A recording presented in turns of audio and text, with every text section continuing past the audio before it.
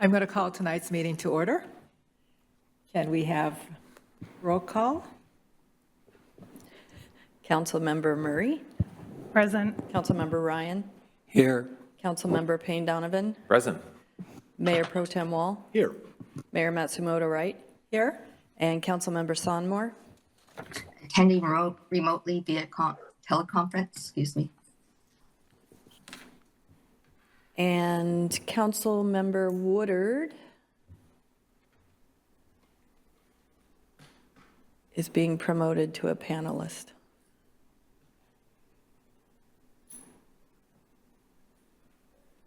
There he is. Thank you kindly. Attending remotely via teleconference. That concludes roll call. Thank you. And are we going to have a city manager's report? Good. So tonight we're going to have it with Carolyn Hope. Good evening, Mayor Pro Tem, City Council. Filling in for Jeff Knighton tonight. Just want to give you a few updates. Today we had our debrief with the U.S. Department of Transportation about our RAISE grant application. Just a reminder to everyone out there, we submitted our first RAISE grant application earlier this year. It's a very competitive federal process.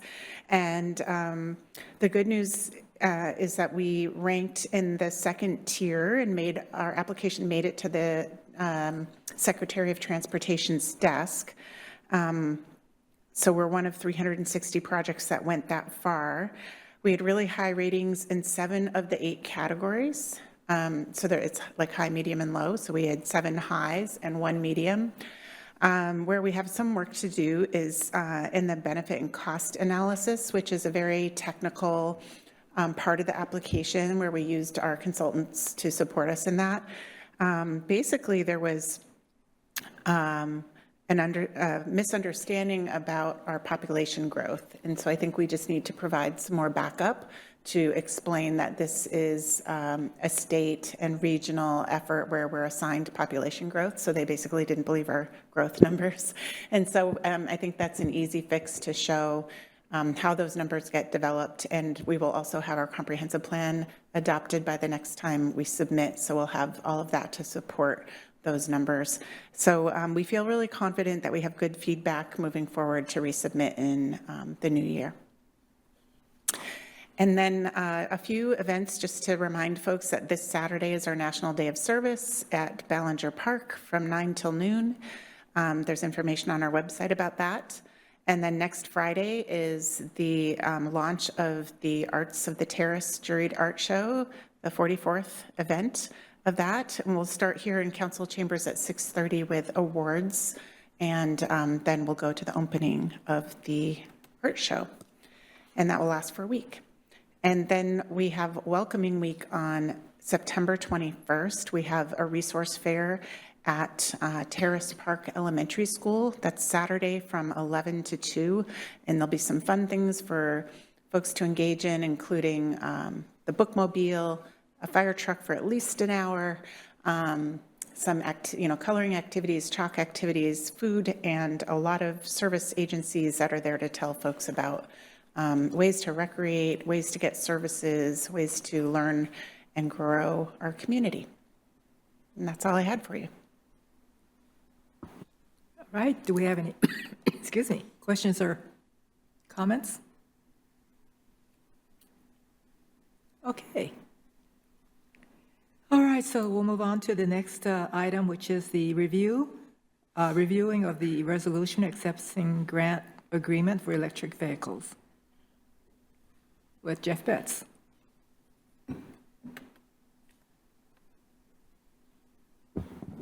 Good evening, Mayor Pro Tem, and council members. For the record, I'm Jeff Betts, the Recreation Parks Director for the city. And tonight's review, the purpose of it is for a grant agreement and a resolution with the Department of Commerce for electric vehicle charging stations. So in November 2023, the Washington State Department of Commerce advertised a new grant program that was available to communities statewide. That grant program was the first round of funding for electric vehicle charging stations with options for multifamily, public, or fleet. That grant application was due on December 1st, 2023, and the city applied for funding for both fleet and public charging stations at the operations facility, the pavilion, and the civic campus. So shortly thereafter, in the new year, we were notified that the total award amount would be $180,000 for those 3 sites. So upon learning that, staff contacted McKinstry and to evaluate the cost of the project to install those EV stations.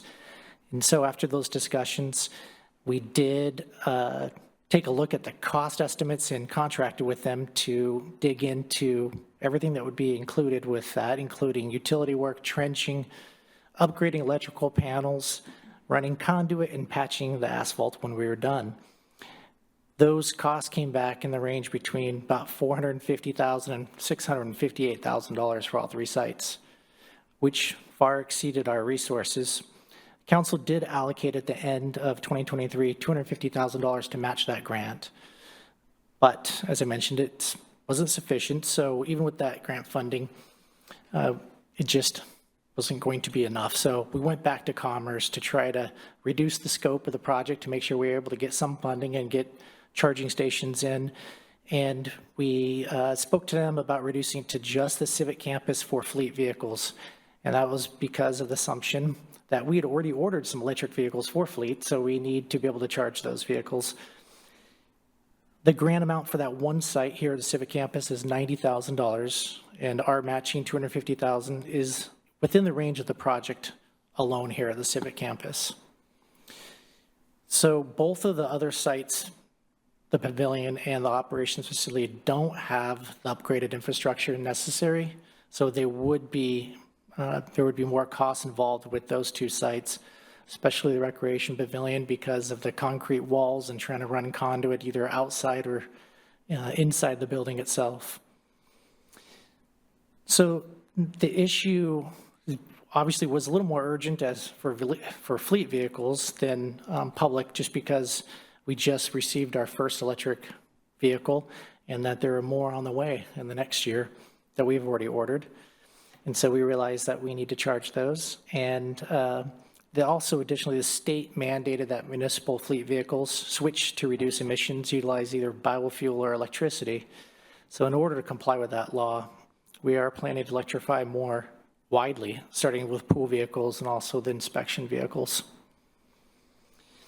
So this grant supplies matching funds to install 6 level 2 charging pedestals, and each one of those pedestals has 2 chargers on it, so 12 total ports. And that'd be for just city fleet vehicles here at the civic campus, and they're only going to be accessible to employees with the correct card, so it won't be anybody that can just pull up and plug in and charge. So the project must be completed by September 26, 2025. It's almost a year out, so it seems very doable to staff to make that happen. There are extra conduits here as well when we built City Hall, so there is additional capacity for those charging stations. We need to do some more research into whether they are still intact after construction occurred. I'm assuming they are, but we need to actually make sure those can function correctly. There is additional supply within the breaker box, so that's not an issue. But so there is some range in the cost because of not all the factors have been taken into yet. So that would be the next step, is to, once the grant is accepted, to contract with McKinstry to look into this further and to actually execute it and install the electric charging stations. So as I mentioned, those are level 2 charging stations, the same as what we have out here. And the assumption was we would utilize the same company as ChargePoint. The level 3 chargers are desirable because they charge your car much faster, but they're very much out of our price range, especially with this grant. So with that, the recommendation from staff was to vote on and approve that grant resolution, to authorize the city manager to sign the attached agreement, and that's upon final city attorney approval. But this would be for next week's consent calendar if council wishes. Any questions? Do we have any questions? Councilmember Murray? Thank you, Mayor, and thank you, Jeff. Again, always appreciate all of the hard work looking out for grants and opportunities to bring money into the city to improve it. I did have, I guess, just question on timeline. So it sounded like there's some uncertainty around the conduits, and I know we've been having a lot of trouble just ordering materials in general and getting those, you know, in any sort of reasonable timeline when we have to order supplies or, you know, charging stations from us. So I guess I'm curious in terms of the timeline that we're committing to, if you have any concern with those uncertainties or variables. I mean, I asked McKinstry that exact question. They thought that it was doable. I also asked Commerce if we weren't able to achieve it by then, would there be extensions available? And they said there would be. So it's not, you know, the end of the world type thing if we can't get it done in time, but I don't anticipate it being a problem. I just wanted to make sure we were able to overlap with summer a little bit in case we need good weather.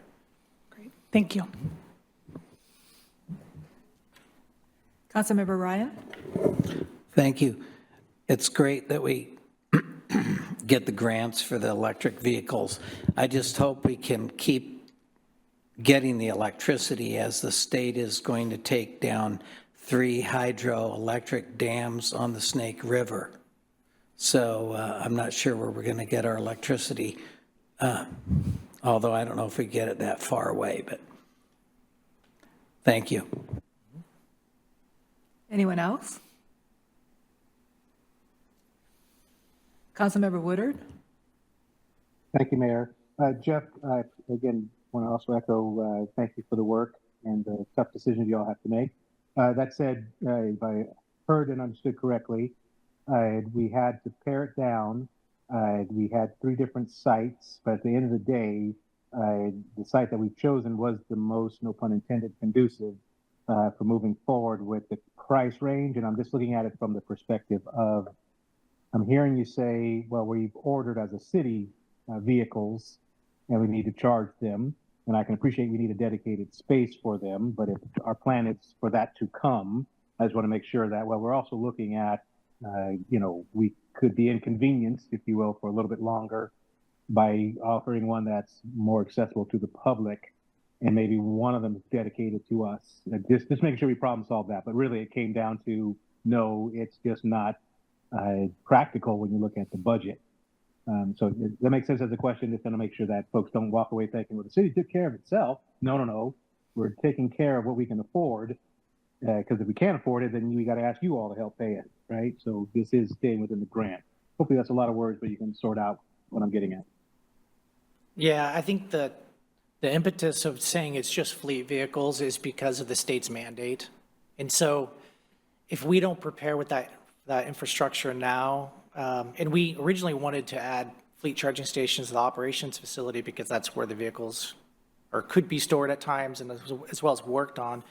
But that was a really high cost to actually install for just a couple of items down there at the operations facility. But there's still 3 ports here at City Hall for the public to utilize. There's the 2 pedestals. One has 2 ports, and the other one has just 1. So that is available still to the public. We would like to add more. It is a high-cost item. So as more funding becomes available from the state, I think we'll continue to look at applying for that. But as you could tell, they supplied 90,000, but we know it's going to cost 340. So the city needs to have a lot of money to back that up too. So it's definitely it's not even a 50-50 split for that. But there are additional grant sources, so we'll continue to look at them and do what apply for what makes sense. Perfect. Thank you. Councilmember Payne Donovan? Thank you, Madam Mayor. Hey, Jeff, just wondering if you've got any sort of ballpark math on potential savings for fleet vehicles with electric drivetrains. Just thinking about where the wear and tear of I've seen some of these like small electrified Ford trucks and maybe a couple others that staff might have access to, and just wondering if it's a net positive as we move forward. I know that maintaining internal combustion vehicles gets expensive as the years grind on, and wondering if you have any information for us on that front. I don't have any numbers for you, but I would say that electric vehicles make sense for a city of our size, being 4 square miles, that we can do a lot of stuff in that short distance. For like Snohomish County, it's much more difficult, right, to driving long distances. But I think that it makes sense for us. We'd have to further evaluate the efficiency of trucks, large trucks, because that's kind of outside of the capacity of these electric vehicles right now, is towing and heavy-duty vehicles. Like, that's something that's not being made right now. So those are some challenges, but we are looking at definitely the smaller vehicles, the pool vehicles, and we're trying to find a solution to the van right now. So our van is not new, and I don't even think they make an electric vehicle that fits what we need for that, a van. So we're looking at maybe a plug-in hybrid or some other kind of hybrid, something like that. So it may not be wholly electric, but no, I think it does fit what we do, especially the inspection vehicles. I mean, it makes sense to utilize those. Okay. Councilmember Mayor Pro Tem Wall. Thank you, Madam Mayor. Just following up on the grants, other grants that could be available through the state. I think that is a very likely possibility as they move forward, recognizing that it's a need that they're pushing at the state level. And I think we have plenty of opportunities to look there, but also a reminder to look at federal funds, both through the pass-through dollars through PSRC, as well as looking at opportunities to apply regionally with other cities to help address some of these needs to be able to get access to some of those dollars. So, thank you. Okay. Councilmember Murray? Thank you, Mayor. Just a quick follow-up, Jeff, prompted by one of Councilmember Woodard's questions. Is there a possibility, so if at some point in the future we were to expand our charging stations and add more charging stations at the operations facility focused on city-owned vehicles, are these charging stations that could potentially then be converted to public charging stations? Are they set up in a way where there's that kind of flexibility? I'm not 100% sure about that, but I believe so. It's just the use is tied to the grant, so that'd be a commerce type thing. So we applied, there's 3 different buckets you could apply for. And so this was the fleet one. Understood. I mean, physically, I'd say yes, but I mean, grant terms, it's something that I'm not sure about. Okay, fair enough. Thank you. Okay, I don't see any other hands going up. So we don't vote on this tonight? Yes. Okay. Thank you. All right. Then we'll return to that next week. Thank you. Next is the first review of the draft comprehensive plan with Christy Osborne. Oh, and the whole team. Oh, not me. I could.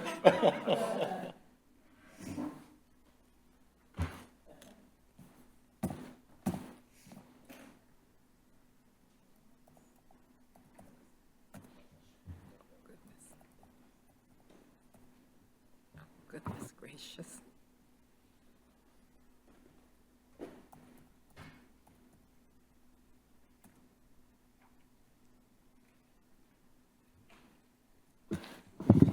Good evening, Mayor, Mayor Pro Tem, members of the council. My name is Jonathan Morales, Senior Planner. I'm here today with Christy Osborne, CD Director, and Mandy Roberts from OTAC Consulting. So today, the purpose of today's meeting is a formal kickoff of the draft plan, comprehensive plan review process. So, let's see. Today we'll go over an overview of the project status and schedule. We do have some findings from our draft EIS public comment period, so we have some summary feedback on that. Then we'll go into the draft plan review process, just an overview of what we've done with Planning Commission as for this process, and then what we'll be going through council. And then we have some follow-up responses to questions that were raised at the August 22nd City Council meeting. So we have some responses to those questions. And then we'll dig into 4 element chapters, specifically the environment element, economic vitality, housing, and utilities.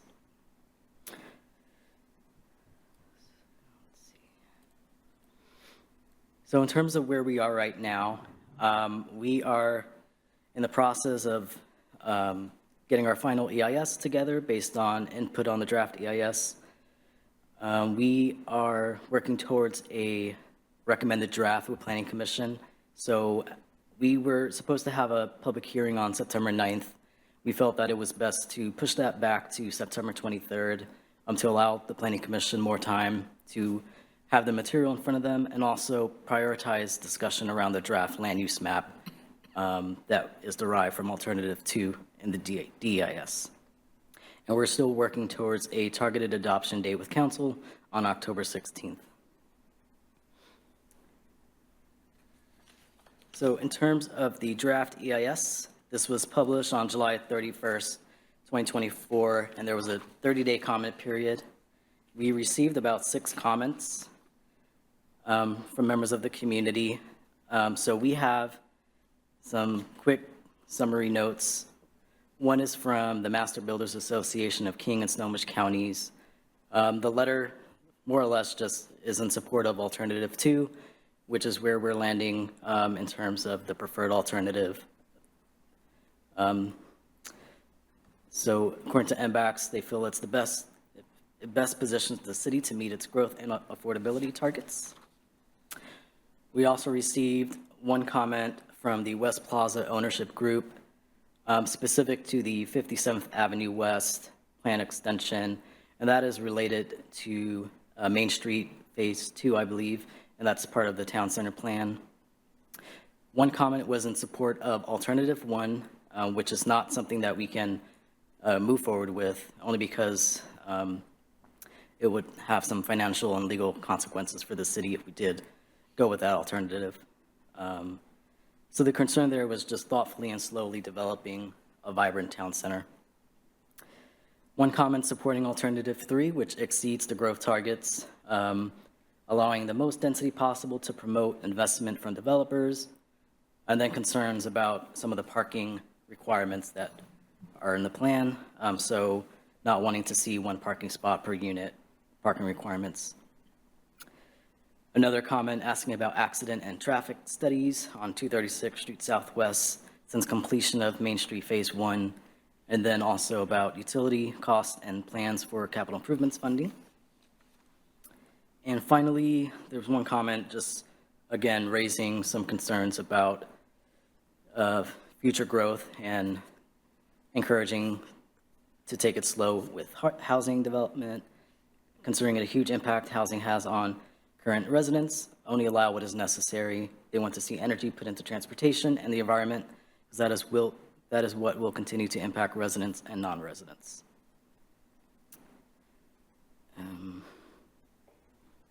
Any questions on any of this stuff? I don't see any. Okay. So in terms of the draft comprehensive plan review, we have an interim draft that we'll be speaking to today.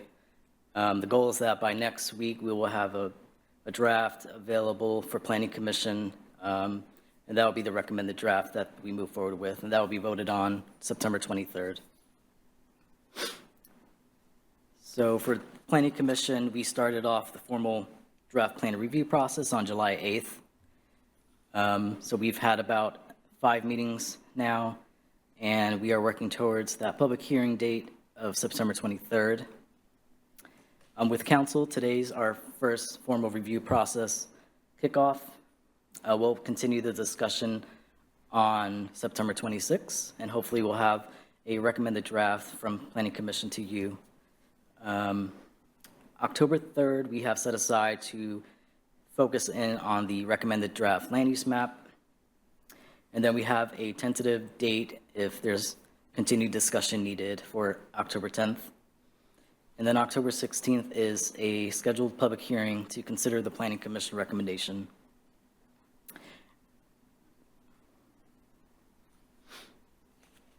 So I think here I'm going to pass it to Mandy Roberts. Thank you, Jonathan. Can you all hear me in the room? Yes. Yes. All right. Well, these questions were raised at the August 22nd City Council meeting. We thank you for the thoughtful questions. So we put together some answers, did a little research, and looked into some of these questions. So the first one was, with middle housing legislation, how many single-family middle housing units, duplexes, or two or more, and how many ADUs did the analysis assume? And so after kind of looking at some precedents and trends in other communities and looking at existing conditions and zoning capacity in Mill Creek, we came up with an assumption of about 5% of eligible lots would develop ADUs, or accessory dwelling units, excuse me, over the next 20 years. And so by the end of 20 years, we estimate about 5%. One thing I want to mention before I continue is that, of course, the city will be closely monitoring this activity once the middle housing regulations are put into action. And so that's an important part of this, because if for some reason the pace is faster than we're estimating, then the city will want to be proactively planning for that and thinking about what's needed to serve those levels of growth. But we think that this is reasonable, just looking at other areas, even Seattle, and kind of what the pace is of ADU and middle family development in those other locations. And so when it comes to the middle family duplexes, we assumed about 10% of eligible lots would develop duplexes over 20 years. And then for the remaining types of middle housing that still would be, you know, basically 3 stories or less in height, but could include fourplexes, townhome type developments, we assumed that 20% of eligible lots would convert. And this would really involve some aggregation of some of those lots, because you wouldn't necessarily be able to fit fourplexes on a lot of your current single family lots. So you have to think of it that way. And we're calling that kind of more medium, it's still low rise, but medium density residential over the next 20 years. Christy and Jonathan, shall I pause for discussion or just keep going? You can keep going. Okay, thank you. All right, the next question was, how many units did we assume overall in zoned capacity for housing units?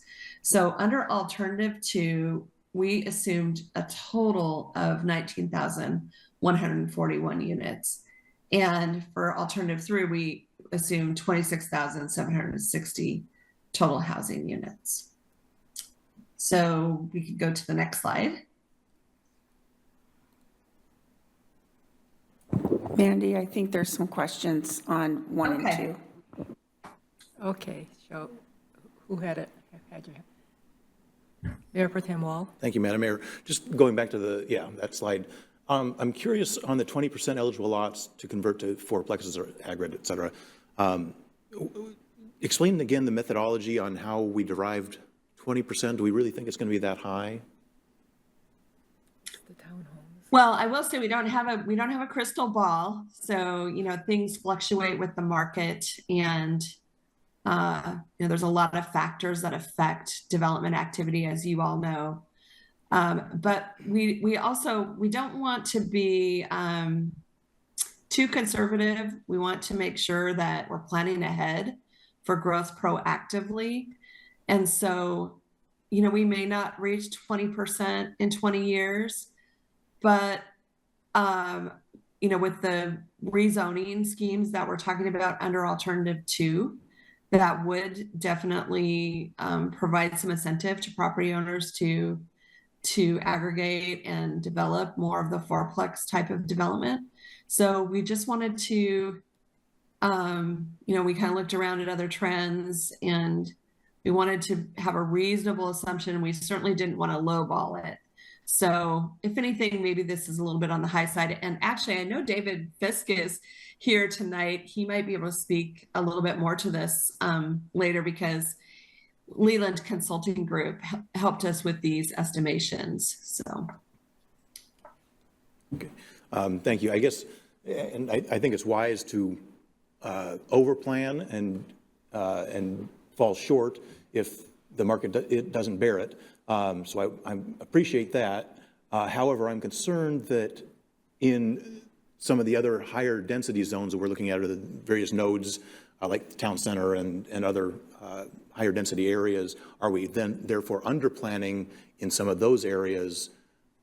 In fact, the next, I think, slide or two is going to address that concern later. So maybe I'll follow up further when we get to that slide. Thank you. Yeah, I would also just say, you know, we're kind of doing this review in thirds, so half the comp plan, the written comp plan for the first two, and then we'll get into the land use map. But I think you'll see that, in fact, we're not down zoning any of those areas. We're creating what we call neighborhood mixed use centers. And so I would say we're really not doing that. But we can talk more about that once you see the land use map and kind of see how it's centered. I think that would alleviate your concerns. Just on this first question as well, as you recall, in our land capacity analysis, we are showing a deficit of about 1,815 units. And a majority of that is in that 120% of area median income and above, which we don't have to plan for and assume for. But the rest of that unit count is for 80 to 120%, which is that middle housing category according to the Department of Commerce, and that includes middle housing. So we need to ensure that there's zone capacity for middle housing development. So, yeah. Next slide. Yeah. Okay, so the next question was just looking backwards a bit at how many housing units have been built over the last 5 to 10 years. And I will say staff pulled these numbers and it's great to have this, but I would also just reiterate that we expect growth to happen at a little bit faster pace in the next 5, 10, 20 years than looking at what's happened in the past. And that the reason for that is that now that light rail has come online, now that middle housing legislation has been adopted, and also that we've, you know, been working on the comprehensive plan and some potential rezoning and not only that, but there's a lot of energy behind town center. I think we would expect to see more growth in the future than we have seen in the past. So I just wanted to be sure to throw that out there as we look at these numbers. And so you can see that so since, Jonathan, help me, I just want to be sure. So we're saying that since 2015, there have been 8,992 housing units and 21,090 people added. Is that right? So that's the housing and population count for 2015. That's what it was in 2015. Got Yes. it. Okay. And so if we look at 2015 to now, that's about a 26% increase in housing units since 2015. So about 2,314 housing units have been added to the housing stock since 2015. And that number is coming from that 2024 estimate from OFM of 11,306 housing units.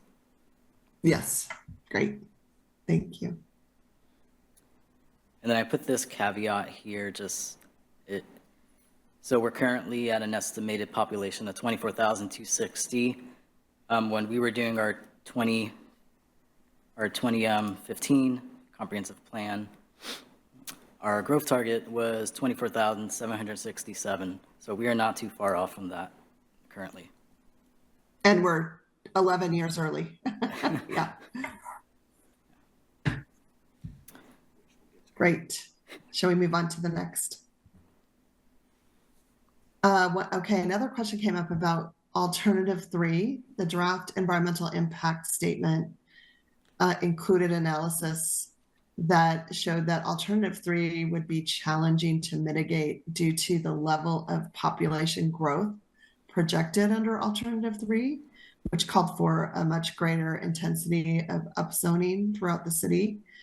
And primarily what we found when coordinating with city staff and your consultants working on utilities capacity analysis is that the level of capacity, facilities, and improvements that would be needed for water and sewer to serve the higher demand under alternative 3 would be at a level that is probably going to be challenging for the city to implement from a financial and operational perspective in the next 20 years.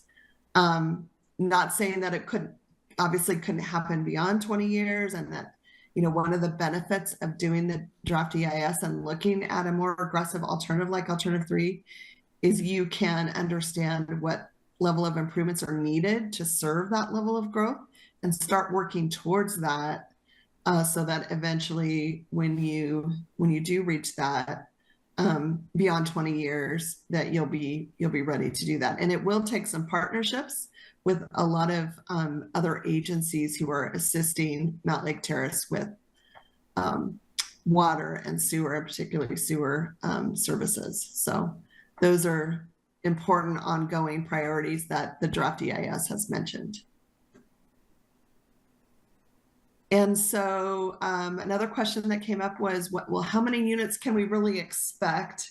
And this is, again, kind of the crystal ball answer that we don't really have a crystal ball, but given the light rail implementation, your proximity to Seattle and its growth, and the way that we're looking at zoning, we would expect growth to be higher in the future than it has been in the past.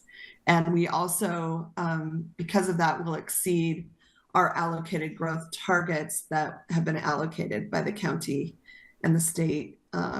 So that's why the draft EIS looked at higher levels of growth, just so that we could prepare the city for that potential inevitability, and particularly under alternative 2, which we feel is something that can be mitigated and managed well over the next 20 years. And let's see, number 6 was just asking, why is our jobs target lower than the housing units target? I believe that's what the question was. And remember that the targets are assigned to us. So there's a whole process that goes into defining what those will be for every jurisdiction that's planning under the Growth Management Act, and in the Puget Sound region and in the county. And so when they look at what your jobs target will be, they look at a number of different factors. So they look at your zoned capacity for jobs and what you have capacity for to grow more jobs in your community. They look at trends for job growth. They look at other adjacent communities and their zoned capacity. While at the same time, we do have this regional goal, this regional policy, I should say, to balance jobs and housing more in communities, so people are not having to commute long distances. There's still kind of varying levels of job targets per community, and yours, was lower than your housing units. On the other hand, some of the things that we've seen, and David can address this a little bit more in the economic development discussion, but we've seen working from home trends that have helped to increase the jobs base in Mountlake Terrace. And also with a lot of the mixed use development that we're proposing with the rezoning under alternative 2, there would be additional opportunities to boost job growth throughout the city. So not only in town center and not only in office park areas, but also in some of the neighborhood centers that we're talking about. I think that was the last question. We have a question here, Mayor Pro Tem Wall. Thank you, Madam Mayor. Okay, so following up on the previous discussion and then looking at number 5, we would expect to exceed our allocated growth targets. And how many units, Jonathan, did you say were? So there's a deficit of 1,815 units. Okay, so it seems to me that to therefore make up that deficit of 1,800 units and recognizing that we expect to exceed our allocated growth targets, that we need to identify some additional land capacity, probably in some of the mixed-use targeted zones, town center. So when we look at, when we're going through that process later on, I guess, and getting into the land use map, et cetera, I think we want to try and identify some areas to meet that capacity and ensure that we are planning for the ability to accommodate the allocated growth targets. And we've done that. I think you'll see that alternative 2 does surpass as far as our allocations, required allocations. So we went above that in alternative 2.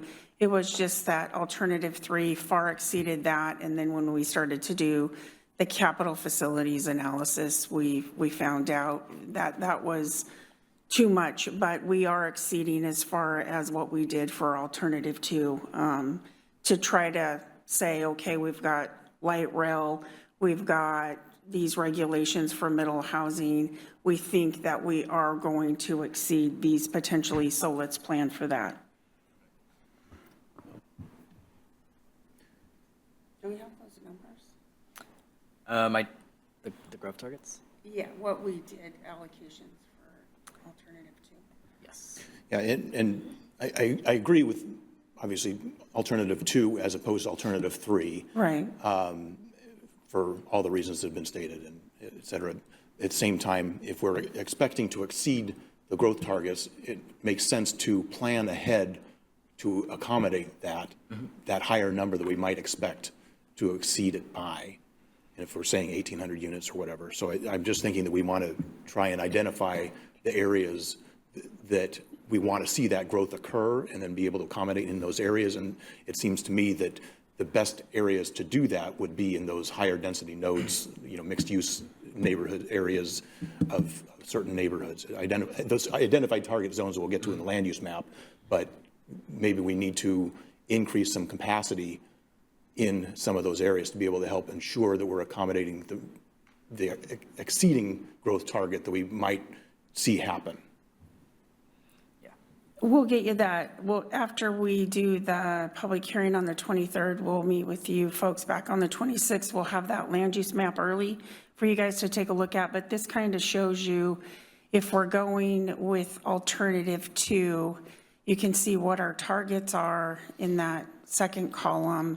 And then you can see where the housing target is and where that alternative 2 is as far as housing, population, and jobs. So we tried to put in some extra capacity, some extra population in that number. So we're doing exactly that. It's better to plan for a little bit more than to be short.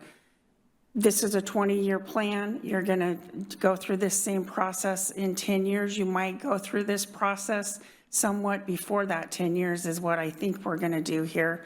But in any case, we did try to build in a little bit more robust numbers. Great, thank you. All right. I guess we can move on. Yes.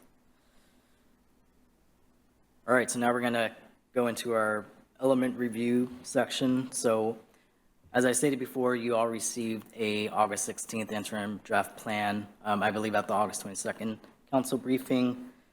You've also received a condensed matrix of recommended draft goals and policies from Planning Commission.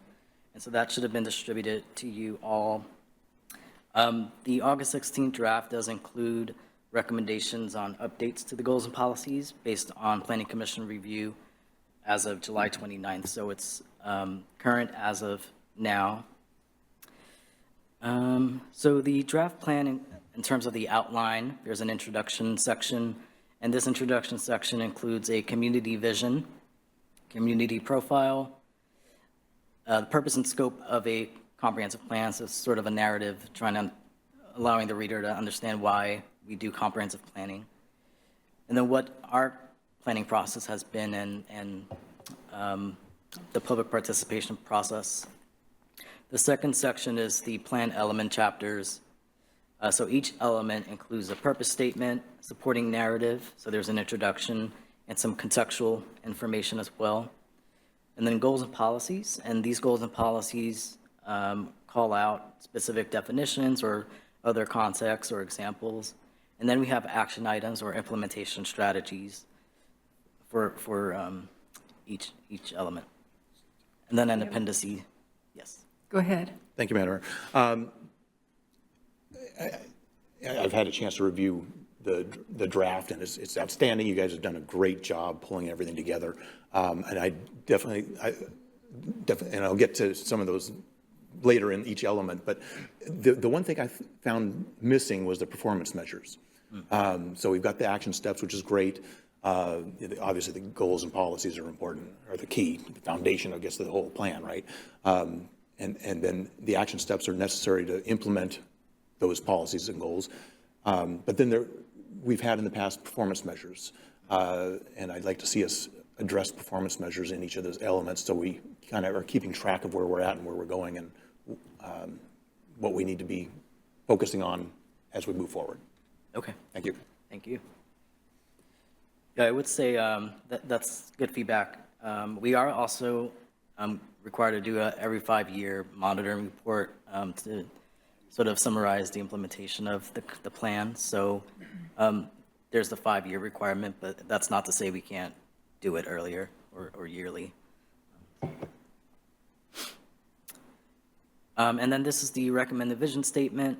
So I won't read it, but I believe you've seen this before.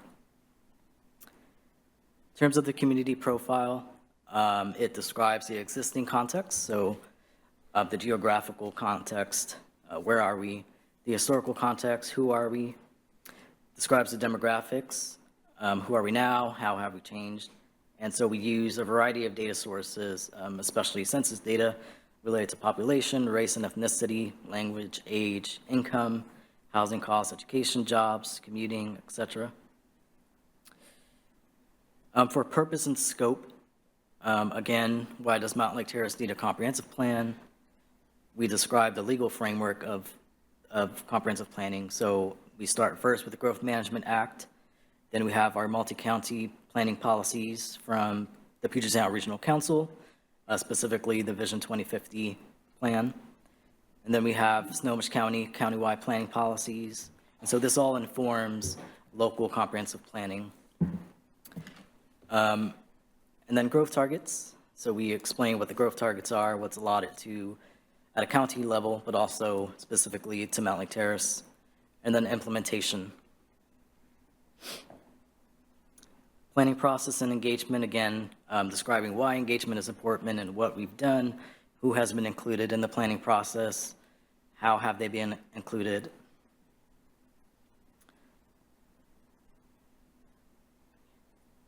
Then I wanted to bring this back. So as you know, we had the Comprehensive Plan Advisory Group and some of the reflections that they shared at the end of that process in terms of the plan and what they'd like to see prioritized for this comprehensive plan is a focus on proactive education, engagement, and communication with the community. So that's been a key theme throughout this process. Prioritizing climate goals and impacts and climate resiliency, making the city more friendly to those visiting, so accessible and welcoming, making the most of the light rail investment, and prioritizing city aesthetics and code enforcement as well. Okay, any questions? I don't see, do you want to? Yeah, I okay. did actually. Mayor Pro Tem? I should have mentioned this before. Sorry. Thank you, Madam Mayor. Just looking back at our previous comprehensive plan, there was a community livability element and a plan administration element. In looking at it, and looking at our current plan, I'm kind of feeling like a lot of that was built into the other elements. Yes.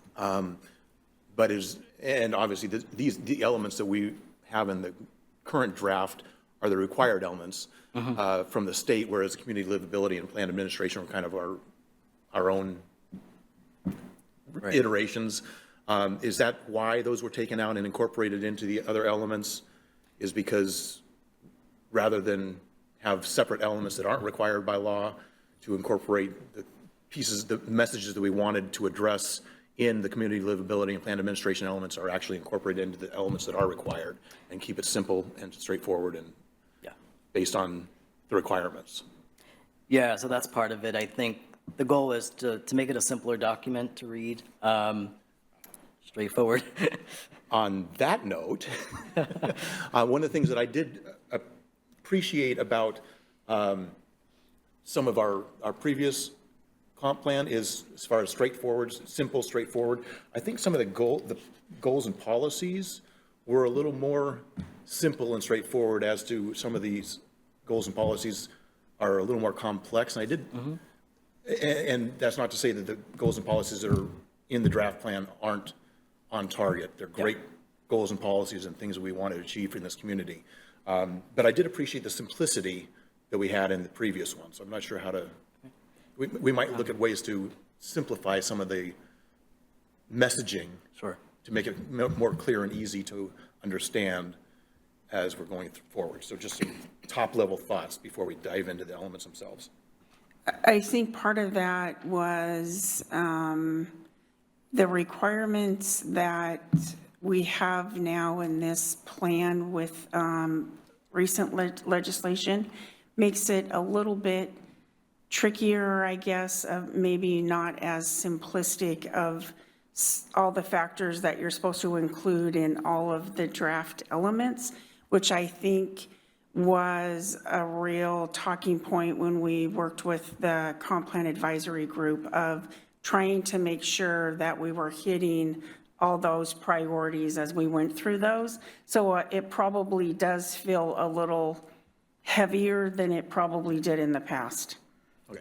Yeah. Yeah, and to that, I also just add, one of the recommendations from the Comprehensive Plan Advisory Group is that we create goals and policies that are action-oriented and sort of lead to potential implementation.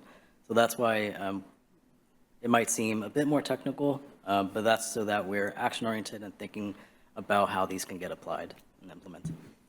Yeah, I appreciate and I appreciate that. Thank you. And as I say, I mean, I think the goals and policies that are offered, for the most part, are very good and very much what we've been talking about, what we want to address in this community, and the goals for how we want to grow. So I like what we have and what's been offered. You have some, again, I'm not sure when is the appropriate time to go through some of the more technical pieces of it that I've got, but let me know how you want me to address those as far as like individual policies and language and things like that. I think Mandy has her hand up. Go ahead. Actually, Christy spoke to what I was going to speak to, and that was just that we do have the regional multi-county planning policies and the countywide planning policies, and they're much more detailed and I guess directed than they've ever been in the past. And so we did have to go through and really kind of up our game on our goal and policy language to make sure that we were consistent with those. So, yeah.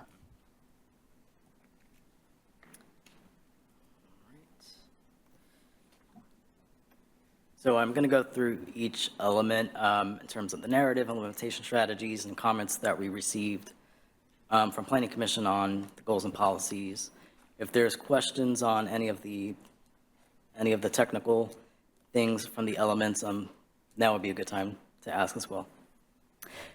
So for the environment element, what's reflected in the narrative and something that we've heard throughout the process is the importance of establishing the intent to create a climate action plan. So that is a key implementation strategy that's coming out of the environment element. Discussing the new tree code ordinance and specifically the heritage tree program. So that's discussed in the narrative. For implementation strategies, again, the climate action plan, developing an urban forestry management plan, which is currently in process, and then increasing education of public on key environmental issues and hazardous materials. In terms of goals and policies, some things we've heard from Planning Commission with their last batch of comments is a specific request to reference urban heat island effect in policy language. In terms of climate-led initiatives, ensuring that it's a collaborative process, not done by the city alone, but that there's a multi-jurisdictional approach or regional approach to achieving these goals. And then considering programs that replace old fixtures to achieve lower water use rate, for example, rebates or things like that. So, any questions or comments on this? Councilmember Payne Donovan. Thank you, Madam Mayor. Jonathan, on the heat island effects, I know, this is planning, but in terms of, sort of further downstream in code, et cetera, especially as we're looking at town center and a lot more sort of massive structures there, is there any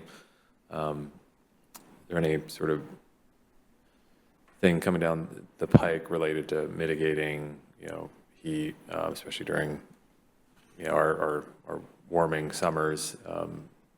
Do you see any sort of specific sort of practices or details that we might sort of adopt in the near future? And I know this is a little bit of a spur question, but would love to hear if you see anything that might address that. Do you have an answer to that? I would just say we're going to be required to do climate action planning, and I think this is going to be one of the issues that we're going to have to address as part of that. So what we're going to be bringing to you is after the comp plan's adopted, we have middle housing requirements, and you'll see that we have a whole host of new zoning to offer up as part of our land use map, and the implications of that, and really retooling what we've been doing to be able to implement our comp plan and to move us forward to meet our targets. And then we'll be taking a look at exactly this as our climate action planning and getting into that after that. So that's kind of the next couple of years that you'll be seeing those things. Yeah. No, I'll add, the urban forestry plan will address like this urban heat island effect, as well as establishing tree canopy goals. So ensuring that there's enough tree canopy, which will help mitigate that heat effects. And then climate action plan, as we go through that process, that might allow us to build additional strategies and implementation steps related to building materials, how we plan our streets, how we, yeah.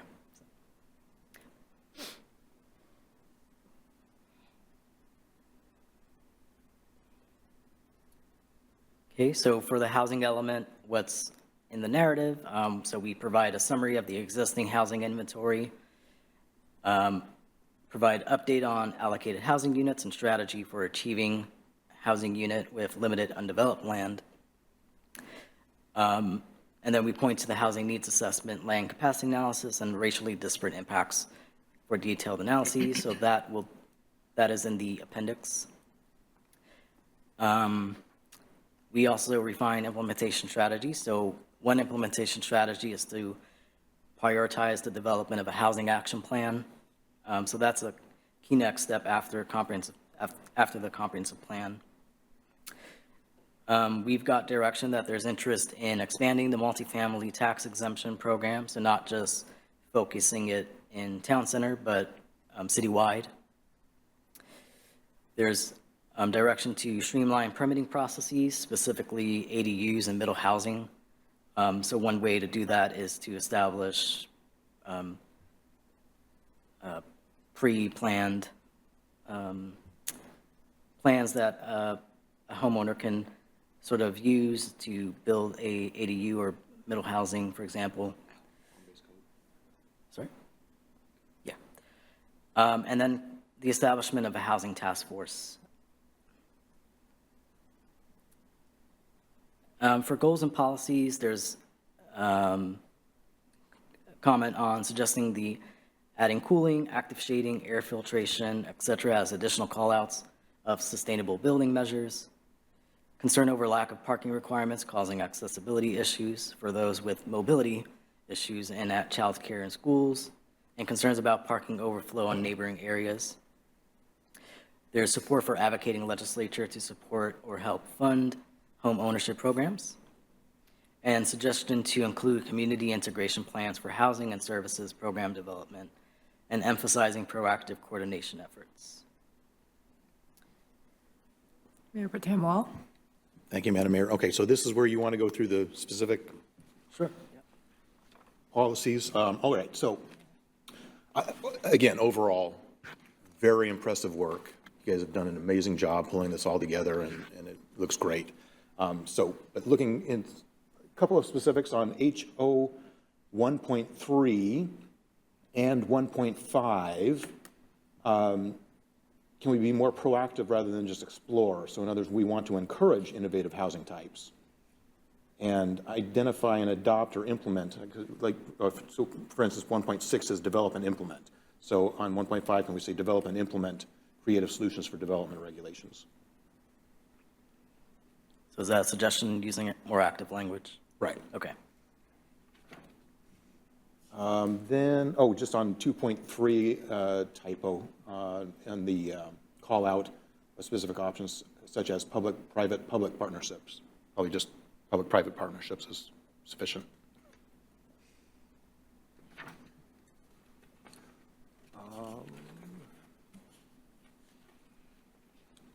And I think that was, for the most part, that was it. There on the implementation strategies, I might have some things I'd like to add, or as far as some of the actions to take. Okay.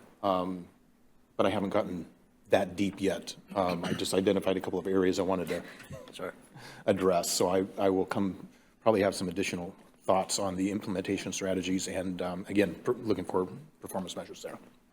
Other than that, I am good on the housing element for now. Thank you. Councilmember Ryan? Thank you, Mayor. Just going back to that environmental element, I know that you're following mandates and things we have to do. And then I was looking at the urban heat island effect.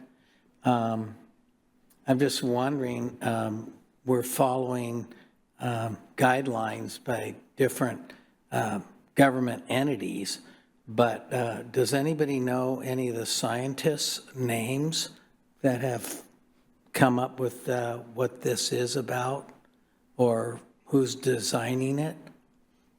Just something to think about, because I taught science for 13 years in elementary school, and I have a certificate of ornamental horticulture with trees, and I see a language being changed and added that is not correct, and it's slowly creeping in to some of the things we've been talking about, like trees capture carbon. They don't capture it, they use it. It's called respiration. So we're getting vocabulary, and I don't know what scientists have come up with this, because we're just getting organizations telling us things. I'm just, something to think about. If there's any citations on certain scientists, that'd be really good. So, thank you. Thank you. Mayor Pro Tem Wall? Thank you, Madam Mayor. I think that's a great point to cite some of the where we're getting our information and how we're incorporating it. And then back on the housing element, I forgot to ask, have we reached out to Chris Collier? He had some suggestions on some of the information and how it's provided, and particularly related to demographics and identifying various groups. It'd be good if we haven't already run this by him, because I know he had some feedback, to touch base with him. Yeah, we did send that 816 draft to Hasco, Chris Collier, and as well as the Chamber of Commerce. Haven't heard any feedback from them, but it's probably worth a follow-up. Touch base because he provided feedback to me. Thank you. He did. Thank you. Okay. So economic vitality. So in this element, we identify what are called major commercial centers. So there are 4 major commercial centers in the city. So Gateway Place, Town Center, 220th Street Corridor, 3, and the 220th Street Corridor. There's also secondary, what we're calling secondary commercial nodes. So that is, for example, Cedar Terrace, Cedar Plaza, 44th and 228th, as well as 44th and 212th near the Safeway. And neighborhood nodes within the city. So we have those highlighted. There's 3. That is 52nd and 212th, 48th and 212th, sorry, and 44th and 224th Street Southwest. So as what you'll see with the proposed draft land use map is that we're showing density around these areas. So that will be forthcoming to you in a later meeting. And then another thing we highlight in the narrative is emphasizing the Economic Development Strategic Plan, which you'll get a peek at after this presentation. And then in terms of implementation strategies, developing an inventory of underutilized lands, strengthening relationship or collaboration efforts, and considering zoning opportunities bonuses to achieve desired development.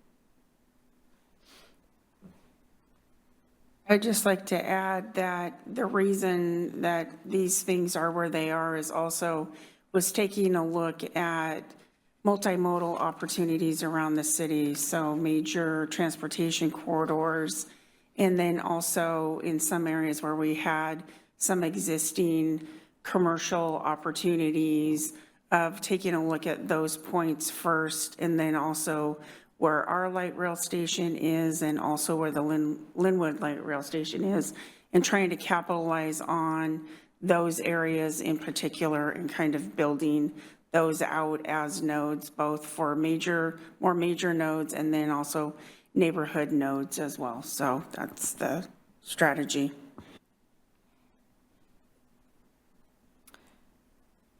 So for goals and policies, again, emphasizing the Economic Development Strategic Plan as that functional 5-year plan to encourage economic development growth in the city. The suggestion to use underutilized commercial and light industrial properties for interim retail use. And then acknowledging a need to simplify commercial multifamily building permit application process with a specific suggestion to separate small tenant improvements from major projects to encourage small businesses to grow. So that's a way to sort of remove the barriers for a small business to get a tenant improvement permit, for example.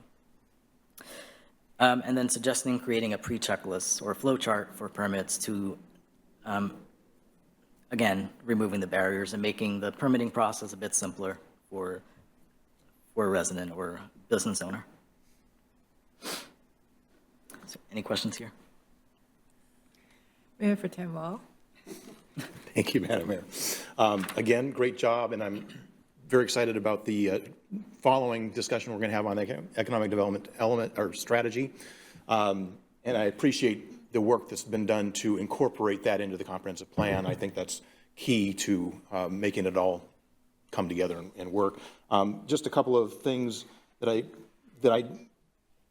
thought it would be, I guess I'd like to see us highlight in the goals and policies somewhere, somehow.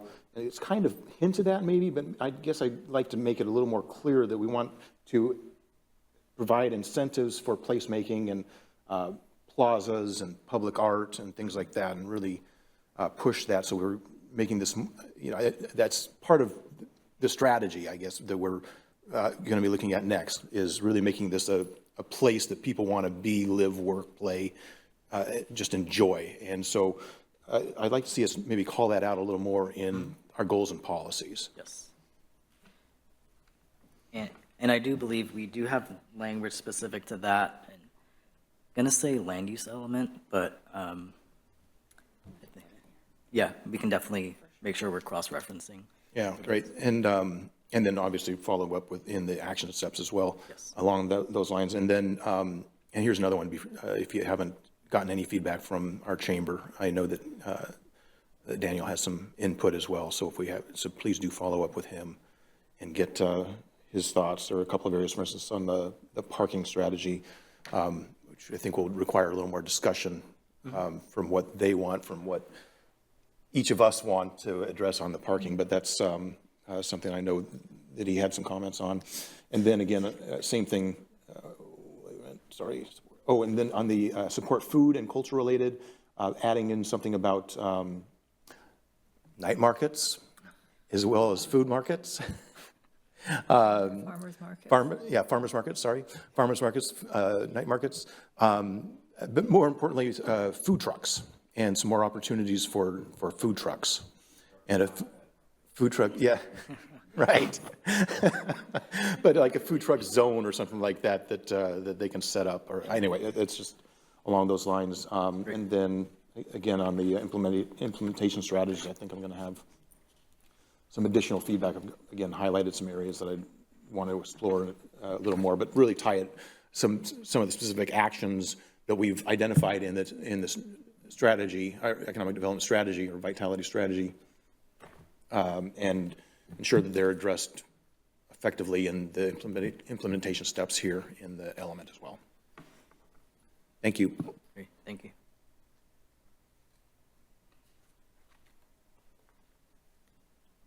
Okay. And then lastly, the utilities element, we didn't receive any further comments on goals and policies from Planning Commission. In the narrative, we provide an inventory of third-party utilities and providers.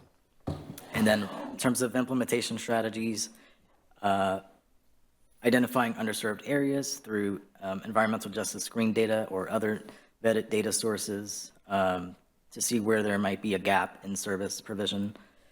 And then consider code updates to include artistic design as a screening method for utility boxes. And then work with third-party providers to identify ways of achieving better energy efficiency and higher demand developments. Questions, comments? Okay. Really? All right. Good there. So that was pretty much in sum the 4 elements that we wanted to bring forward.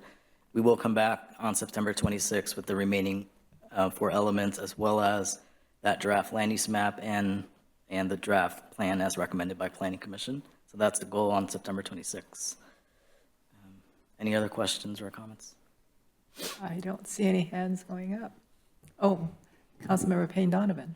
Thank you, Madam Mayor. And sorry to bring us all the way back to the start of the presentation, but wanted to take the opportunity, since there was some comment about 57th and the town center plan. I think there's been some press on that, and I certainly saw the owner group comment there. But I've gotten questions after I think the Herald ran piece a month or 2 back about sort of what the city's role was there, and certainly there's some really beloved businesses there, and they are really a cornerstone of town. And just want to make sure that, like, as we're drawing lines on the map here, especially in the town center plan that we adopted a few years back,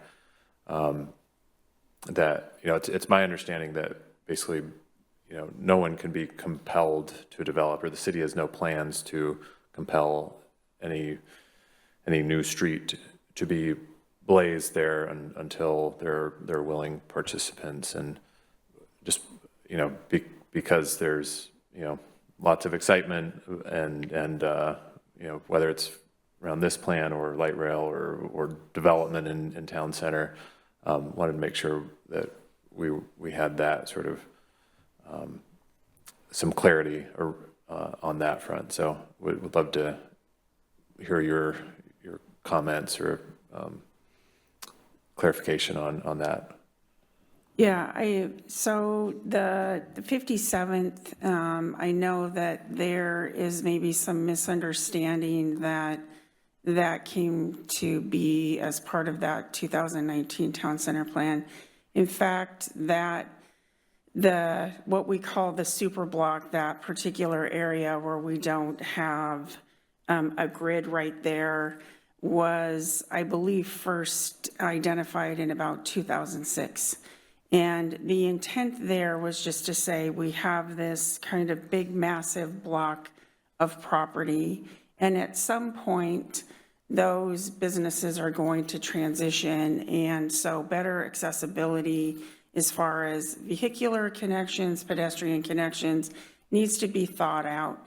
So the intent, to my understanding, is never for the city to come in and demand that 57th Street get constructed, but rather identify a logical progression that as development occurs in town center, that we've thought logically about making those connections through town center if and when those properties redevelop at some particular time.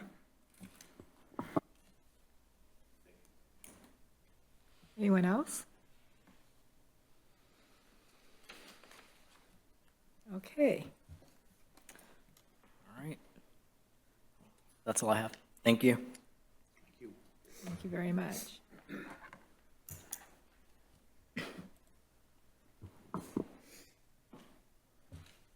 All right, so we can move on to the next item, which is the review of the Economic Development Strategic Plan. Christy Osborne, Community and Economic Development Director. So I am going to introduce David in a minute, but just wanted to let you know that the Planning Commission had a public hearing on the Economic Strategic Plan and unanimously forward a recommendation of approval to City Council on that plan. We also received a letter of support dated September 10th from the Mountlake Terrace Chamber of Commerce recommending their full support in adoption of this plan as well. And I will let David Fisk from Leland Associates take over from here, who's been instrumental in this process, and I'll just sit here and answer any questions if I need to. Thanks, Christy. Can you all hear me all right? Yes. Great. Well, yeah, good evening, Mayor Pro Tem, council members. Good to see you all again. Been a number of months since I sat with you all in that room discussing the earlier iterations of this economic development strategic plan. I think this dovetailed nicely with the comp plan discussion tonight. And I know there are a couple of questions that came up sort of related to our work from Leland Consulting Group that I didn't feel the need to jump in. I felt like Christy, Jonathan, and Mandy covered them well, but happy to answer any further questions related to that while I'm here, if you all have them. Yeah, just as a reminder, David Fisk, I'm an associate with Leland Consulting Group, so worked obviously on the Economic Development Strategic Plan, but also on your comp plan and the housing and economic vitality elements. So it's great to sort of see both of these processes coming to a culmination here tonight. As Christy mentioned, the Planning Commission recommended draft of the plan should have been shared with you all, and not going to go through it exhaustively with you this evening, but I do have some slides prepared just to sort of introduce the plan, give an overview of what it covers, and then I'm prepared also to go through more detailed sections of it as needed if you all have questions. So with that, let me pull up some slides from my end.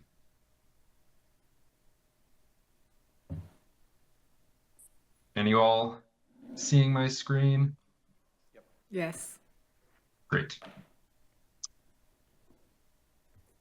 So, just to back up to the beginning, this project kicked off in September of last year, so just about a year exactly ago from now, and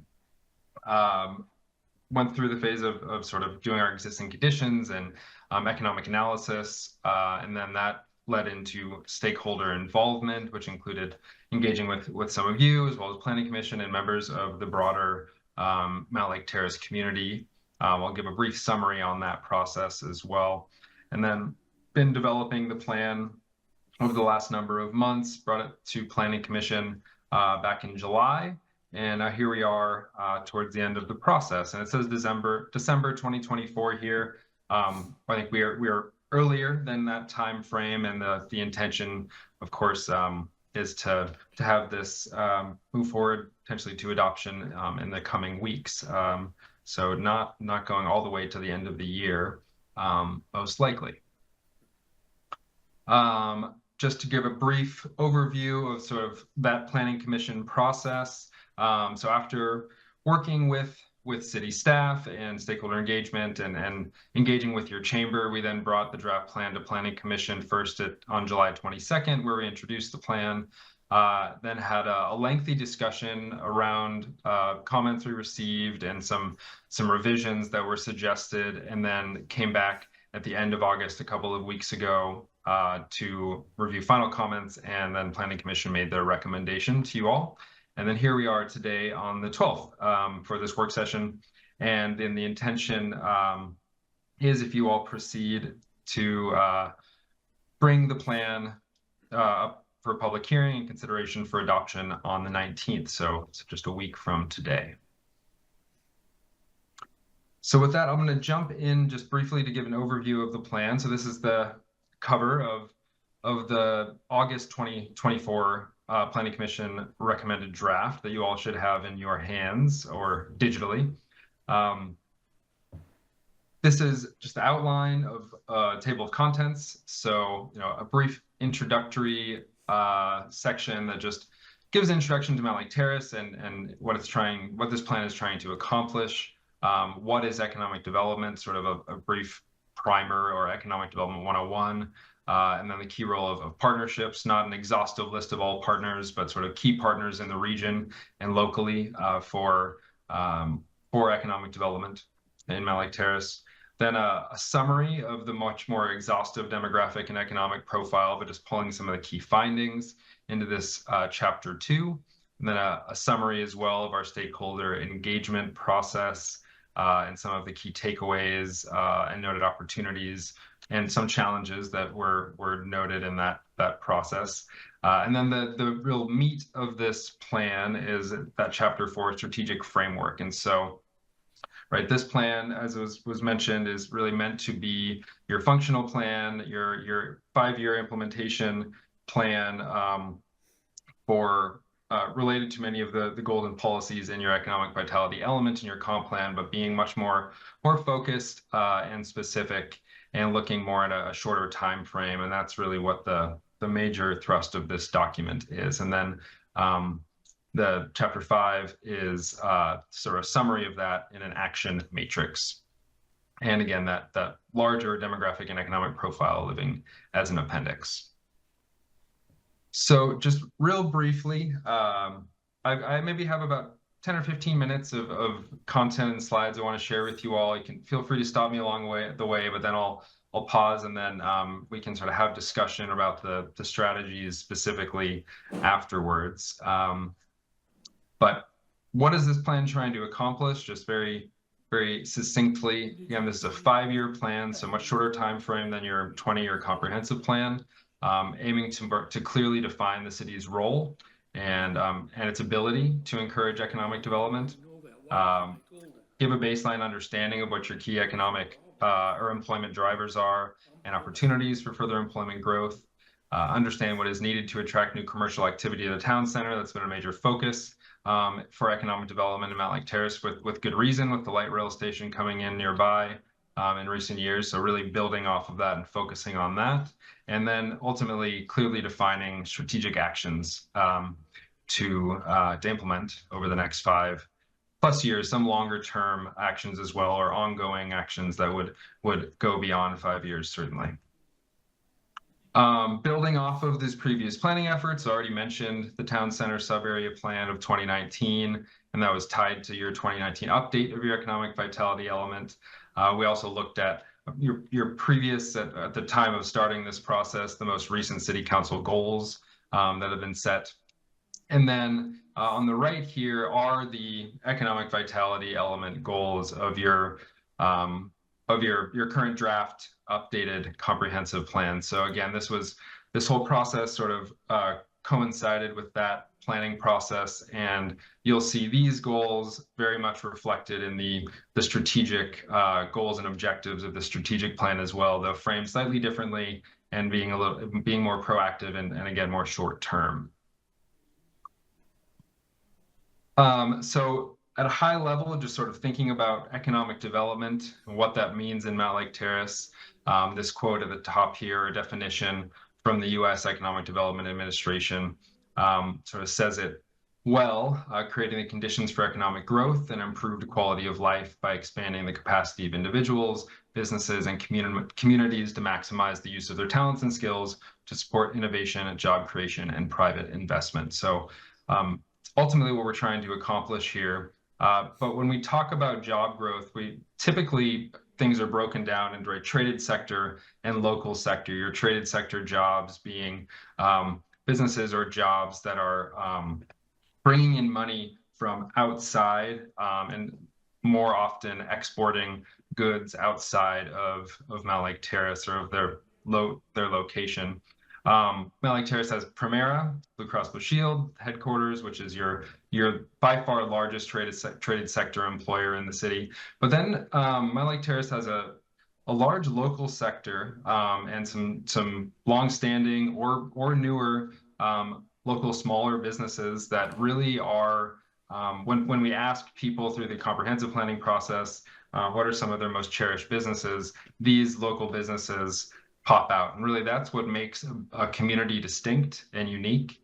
And when we talk about creating a vibrant town center that wants to draw future business, that's one of the key strategies of this economic development plan is focusing in on your existing businesses and growing that and fostering that further as a major strategy.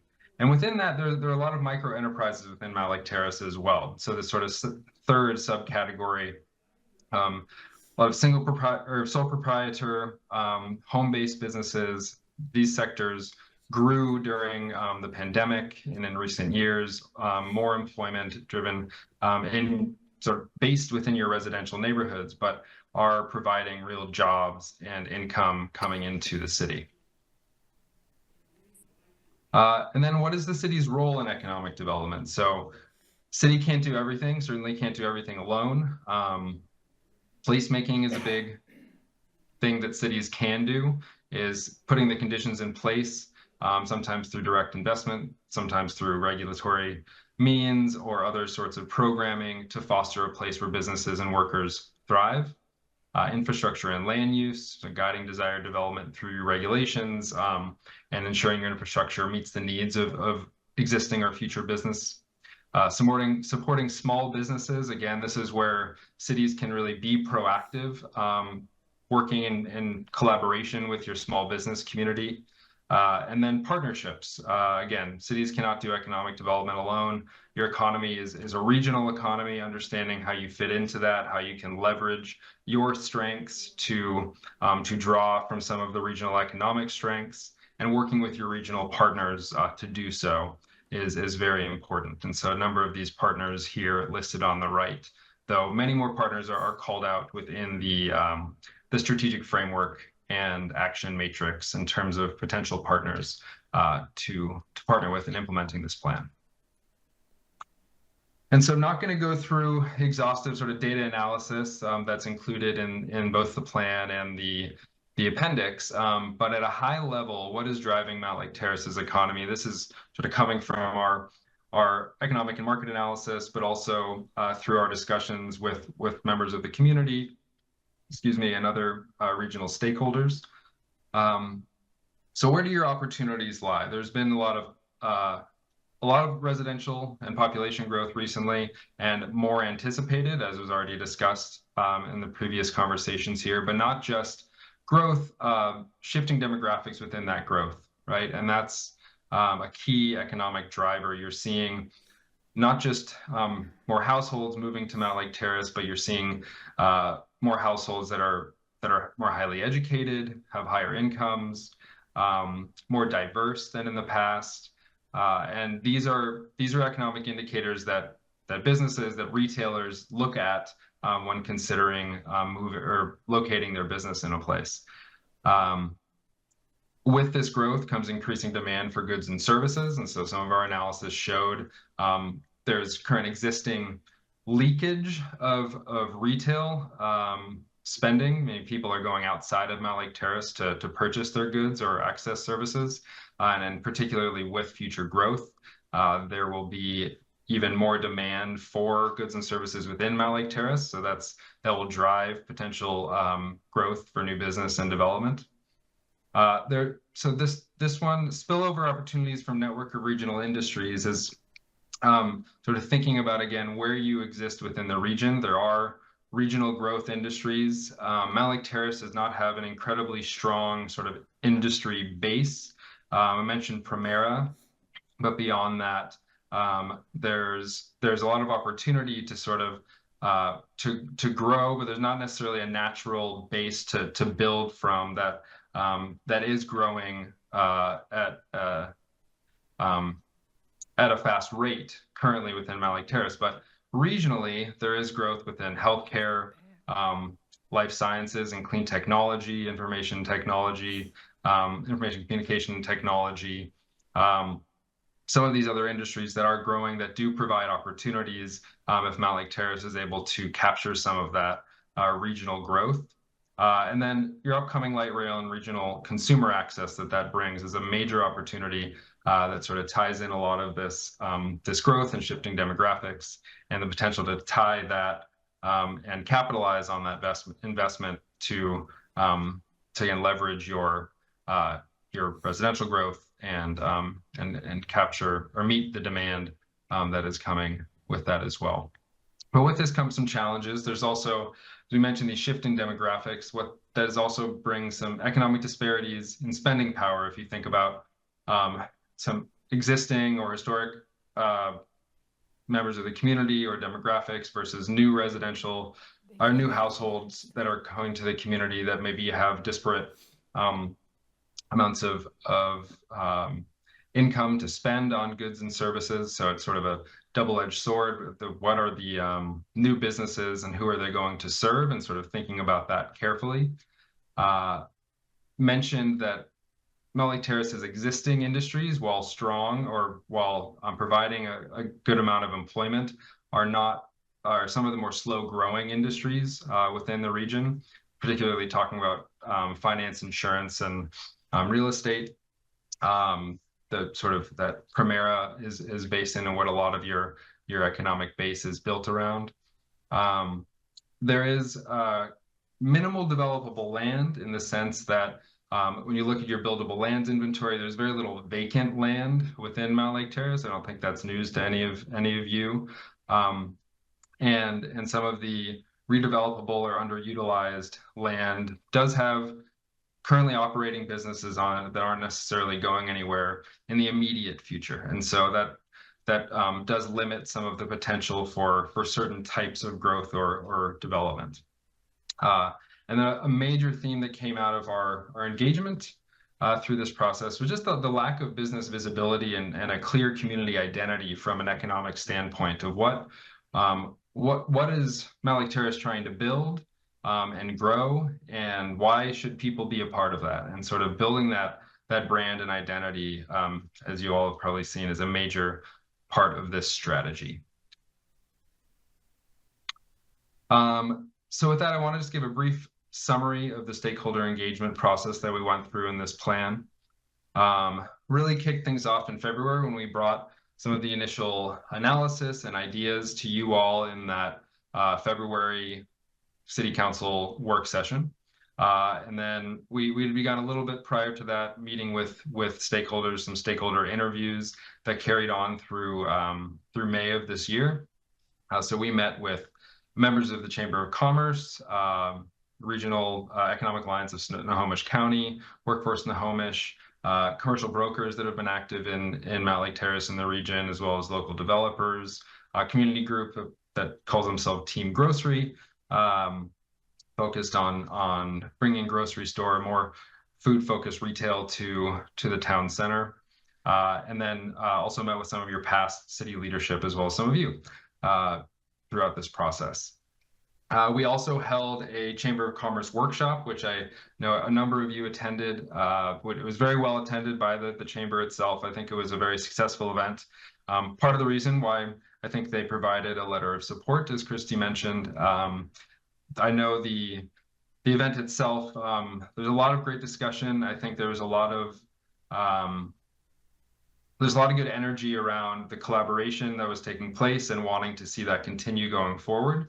And so I think, again, this plan is a great next step in that, and seeing them as a key partner in implementing this plan, and them being ready to do that as an organization and as your small business community is really exciting, because you don't see that in every community. And then, as was mentioned, through the engagement of the comp plan, the Vision 2044, we were also gathering feedback and ideas through that process all along the way.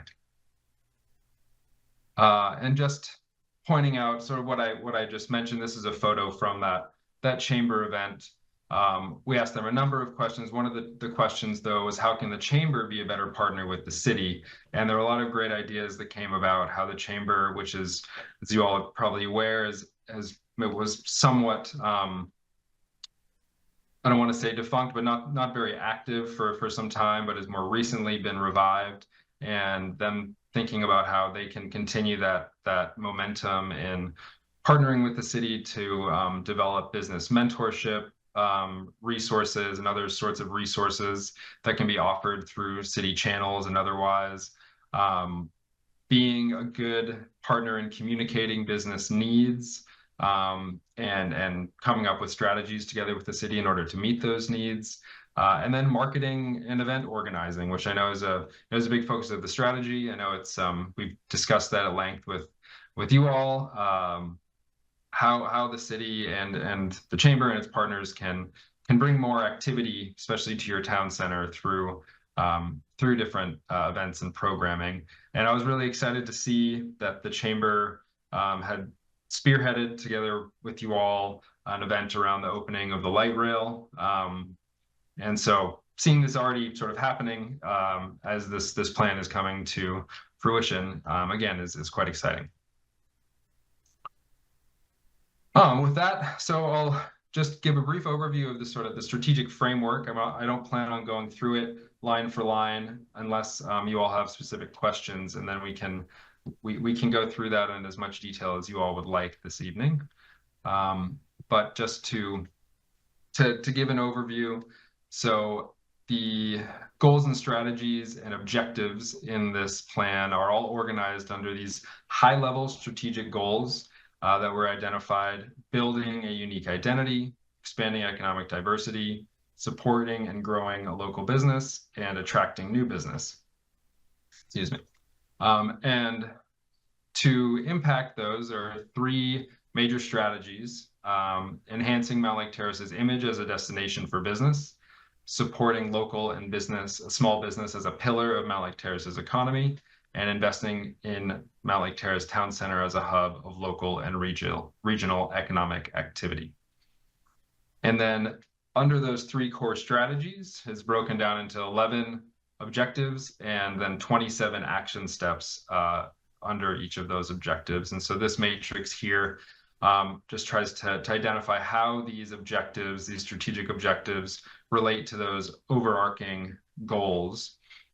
And then under each one of these objectives are various action steps and sort of details about how to implement those actions. So I will pause there on this slide because after this, I do have each one of those actions that we could go through if you'd like, but I think I'll maybe stop there, see if you have any questions, and if you have any specific strategies or parts of this framework that you've seen in your review that you'd like to discuss or look to, I'm happy to pull those up.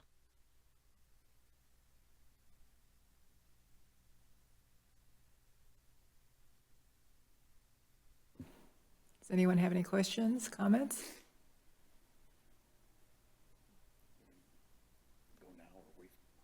You what? Want me to go now or wait? Well, no one else is raising their hand, so you might as well go. All right. Thank you, Madam Mayor. I'm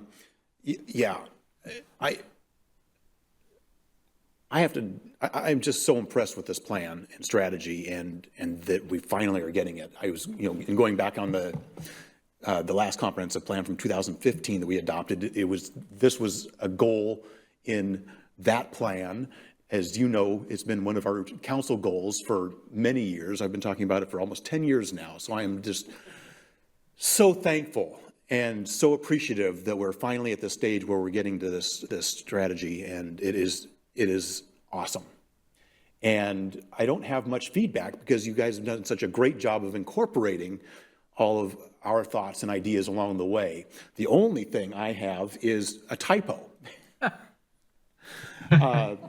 which is, yeah, sorry. And you might just do a search and destroy on the word support, S-U-P-O-R-T, in a couple times in the document, and it should be S-U-P-P-O-R-T. So I find those specifically if you need me to, but there are two particular areas under like 2.2A, and then the action strategies. But that's really all I've got. You guys have done a fantastic job in, I know, right? In pulling it together. I'll have maybe some more specific comments about how awesome it is next week, but I'll just let it go at this point and just say thank you. You've done a phenomenal job, very much appreciated. I think we're right on target. We're doing what we need to do. We've identified the key areas that we need to focus on, and we have a plan and a strategy to get there. So great job. Thank you. You really appreciate that feedback. And I'll get those typos corrected, rest assured. If you ever write a book, you know who to get as your editor. So I don't have any, I don't see, oh, there's a hand up. Councilmember Woodard.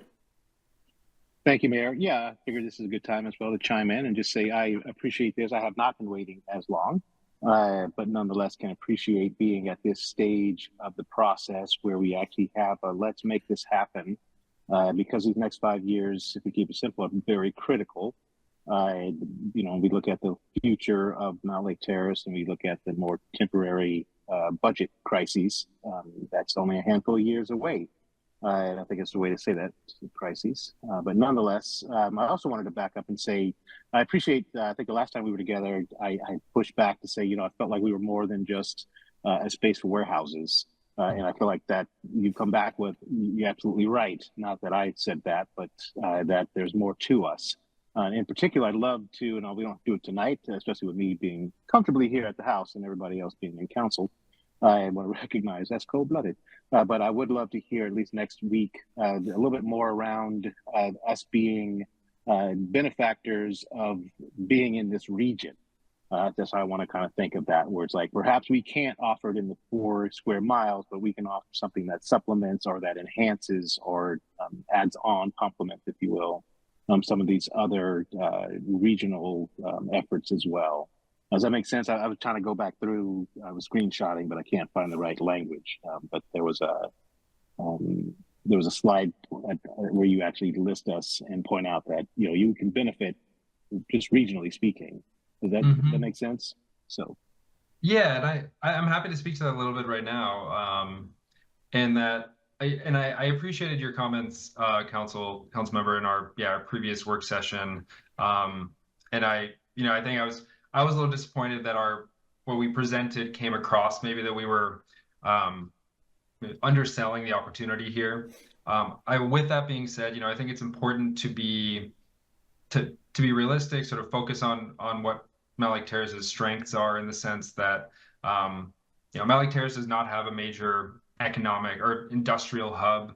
There's no port here. There's no major industrial lands to bring sort of those sort of major employment or employers to the city. The market for office development in general right now, as everyone is aware, is very poor. So there's no sort of speculative development happening for new sorts of office. If new major office type development is happening in the region, it's being driven by a specific employer or business that's maybe relocating a headquarters or opening a satellite office. And those are the types of opportunities that certainly exist. But within sort of the broader region, of course, you're competing with your neighbors and others in the South Snohomish County and North King County region for these same types of employers. And so that's why I think a lot of the focus of this plan is around building from your strengths, because how Mountlake Terrace can differentiate itself regionally is by creating a place where residents want to live, where employees want to be, and that is sort of more of the long game, in a sense of how you can drive interest for major employers to maybe come to Mountlake Terrace. You create a place that people want to be. So that's that sort of placemaking perspective. And so I hope what comes through in this plan is focusing on sort of building off of Mountlake Terrace's strengths. And when I say that, I mean, Mountlake Terrace has a relatively affordable housing market compared to some of your neighbors and elsewhere in the region. That's why people have been moving here. I think what was mentioned before during your discussion on the comp plan and really trying to think about the future, not just plan for only your targets, but understanding there's more growth coming and being intentional about promoting the production of housing diversity that can continue to be affordable to multiple income groups and various types of households. Housing has been a noted challenge for many employers in the region, finding places for their employees to live. And so if Mountlake Terrace can become a place where people can find a nice, affordable place to live that also happens to have great access to transit and your parks and trail network, and in an up-and-coming town center that has cool local businesses, and then that will be a strength, continue to be a strength for the city.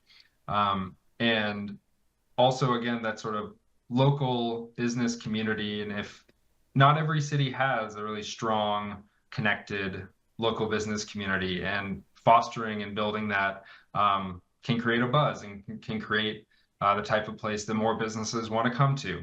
And in turn, again, can drive some of those larger employers to consider, oh, this might be a place where our employees would want to live or come to, and can lead to some larger employment gains down the road when the market may shift, or different types of economic growth is happening in the region and the timing is right. And so staying opportune for those opportunities and staying flexible, but then focusing on your strengths and building from that, I think is a really effective strategy for Mountlake Terrace at this time.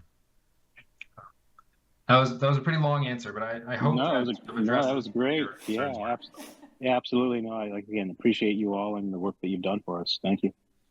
Great. Thank you. Anyone else? Well, I just want to say that a lot of the stuff that I saw tonight, we have been talking about, and it's on paper now. And we're moving ahead. So I'm really happy. Okay, so I don't see any other hands going up. Shall we just go on to are we done with this one?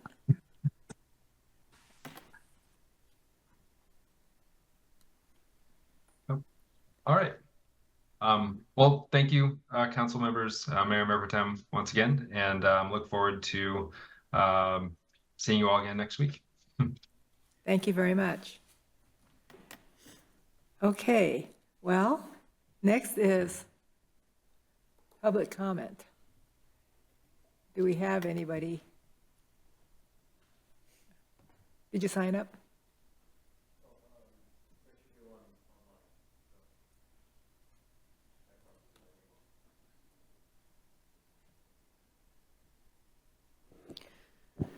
Yes, no one has signed up to speak in person, and we did have someone who registered to speak, Aaron Ishizaki.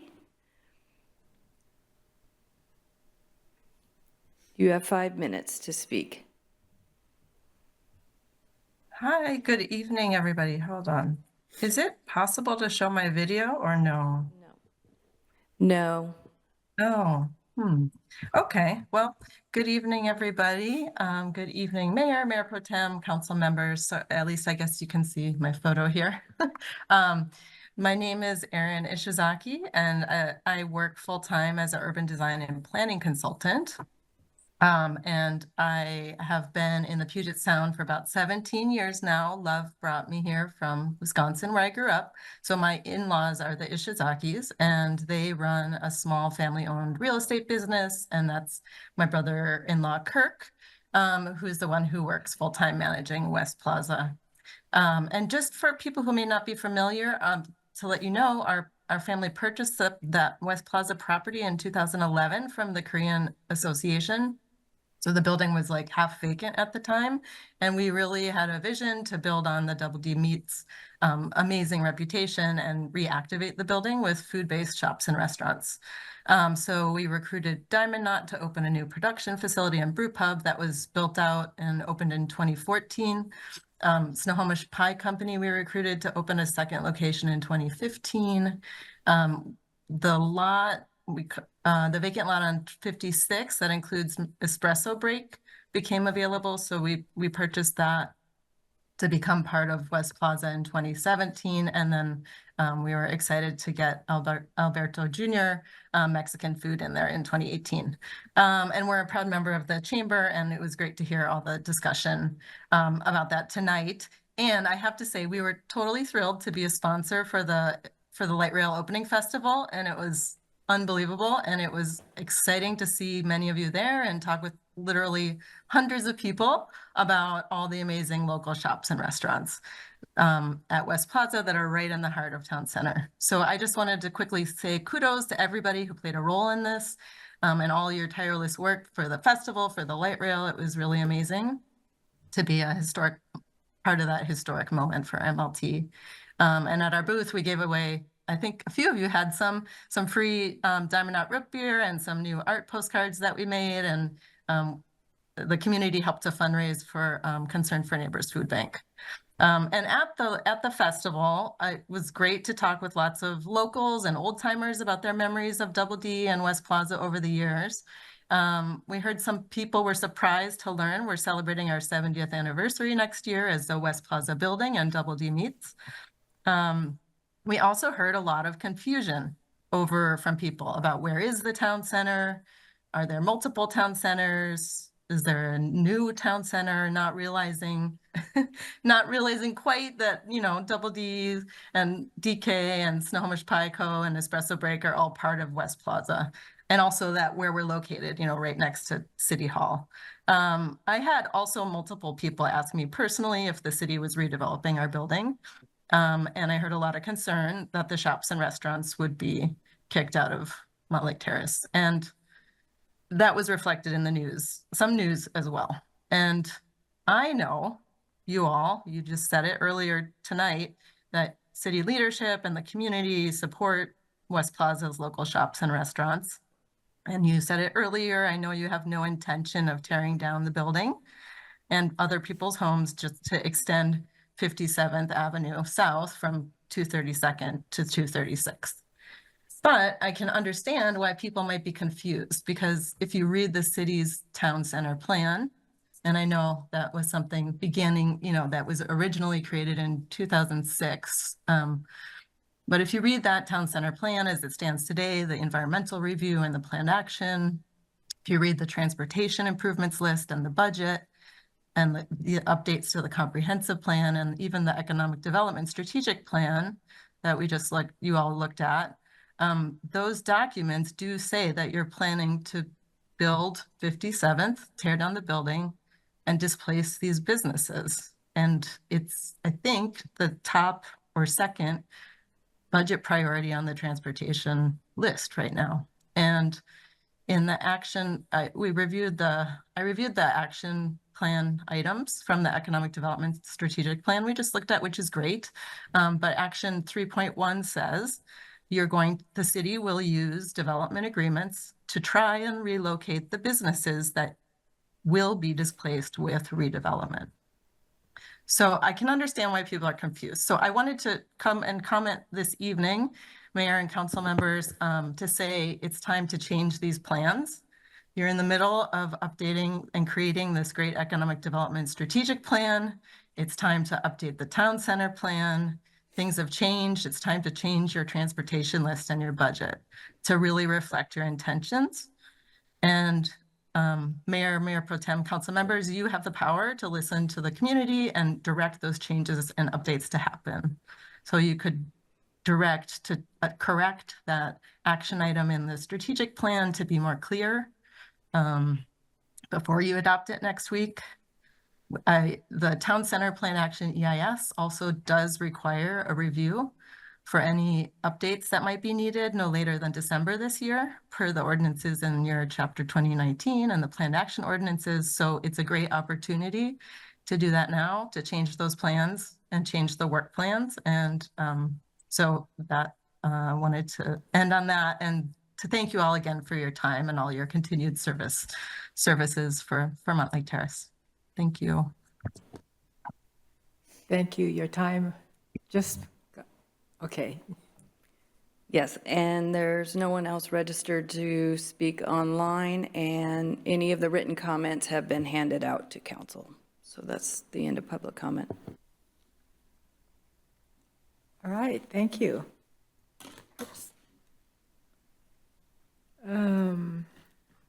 So next is the review of the September 19th meeting agenda.